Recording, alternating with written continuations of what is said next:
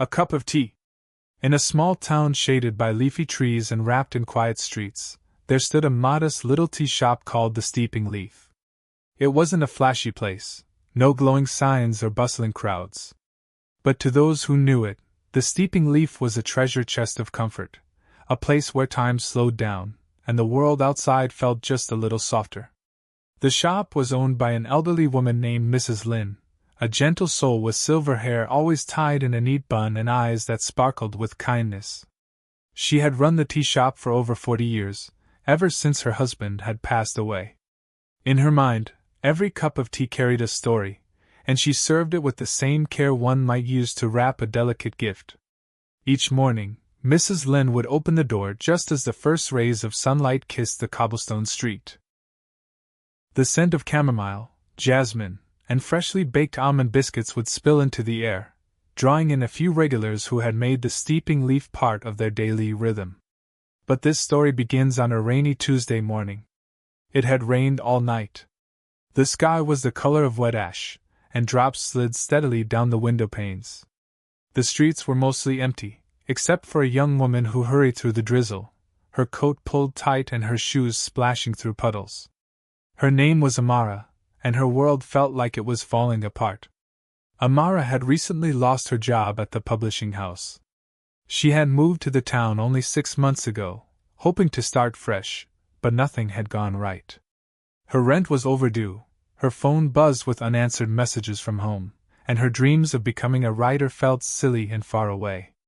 This morning, she had stepped outside only to clear her head, but the storm in her heart followed her with every step.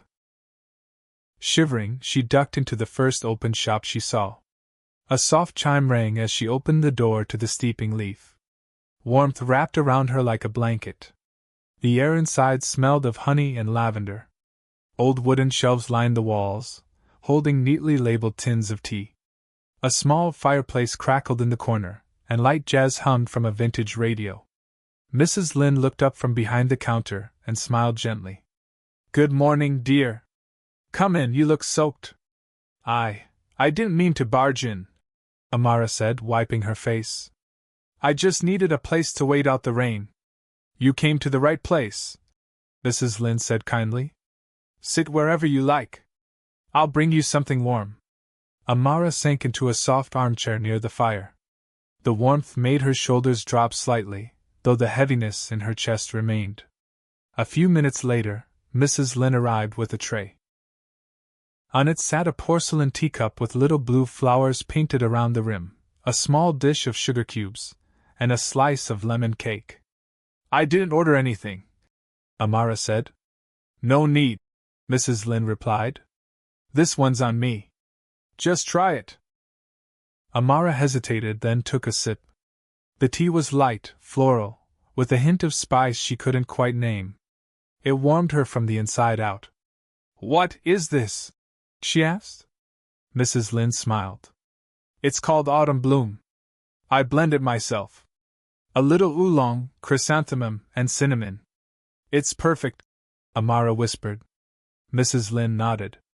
"Tea has a way of finding the flavor you need most." For a while, they didn't speak. Rain tapped softly on the windows, and the fire crackled its slow, comforting rhythm. "You look like you've had a hard morning," Mrs. Lynn said gently, sitting across from her. Amara looked down at her cup. "More like a hard few months. Want to talk about it?" Amara hesitated. She didn't usually open up to strangers. But something about Mrs. Lynn made her feel safe, like an old friend she'd forgotten she had. So she told her everything. About the job that slipped away, the stories she wrote that no one wanted to publish, the feeling of being lost in a place that still didn't feel like home. Mrs. Lynn listened without interruption, her hands folded neatly in her lap. When Amara finished, there was no judgment in her eyes. Only kindness. "You know," she said softly, "tea takes time. The leaves need to steep. If you rush it, it turns bitter. But if you let it rest, the flavor blooms." Amara smiled faintly. "You're saying I'm like a cup of tea?" "I'm saying you're sleeping," Mrs. Lynn said with a wink. Over the next few weeks, Amara returned to the Steeping Leaf often. Sometimes she brought her notebook and scribbled ideas while sipping green tea. Other times she and Mrs. Lin chatted about books, recipes, or the lives of the regulars who drifted in and out like characters in a gentle play. There was Mr. Holbrook, the retired schoolteacher who always ordered English breakfast and read the newspaper front to back. Clara, a college student who preferred iced hibiscus tea and knitted during her breaks. And Jasper, a boy of 10 who stopped by after school to help Mrs. Lin stock the shelves in exchange for a cookie. Each person who entered seemed to leave a little lighter. One afternoon, Amara arrived with a small notebook in her hand and a nervous look on her face. "I want to show you something," she said. Mrs. Lin looked up from the counter. "Let's have a look." Amara opened the notebook.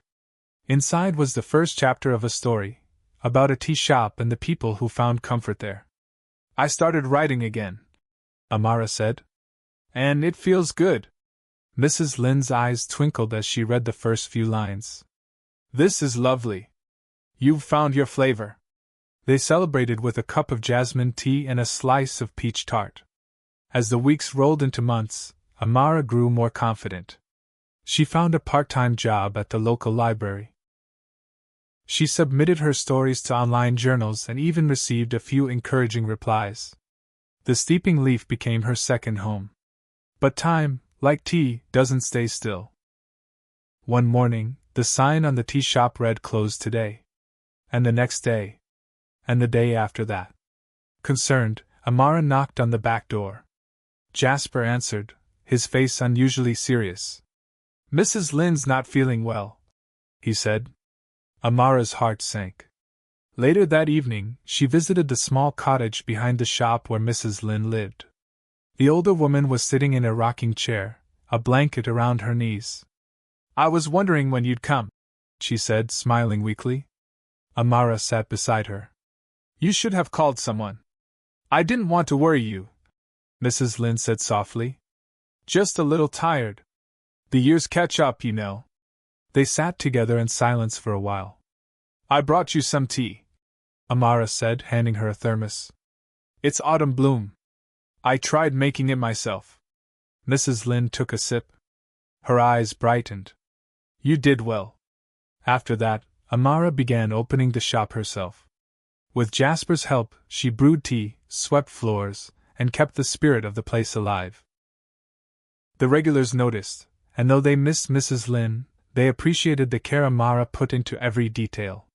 One day, as she was organizing the shelves, Amara found an old wooden box beneath the counter. Inside were handwritten tea recipes, old photographs, and a letter addressed to her. She opened it with trembling hands.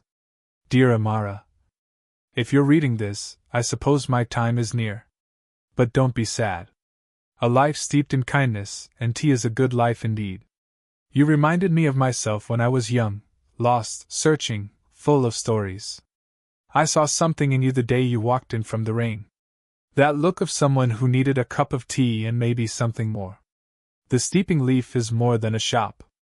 It's a place where people remember how to breathe. If you want it, it's yours. Keep it warm. Keep it kind. Keep it steeping. With love, Mrs. Lin." Tears filled Amara's eyes. She held the letter close to her heart. From that day on, the Steeping Leaf became hers.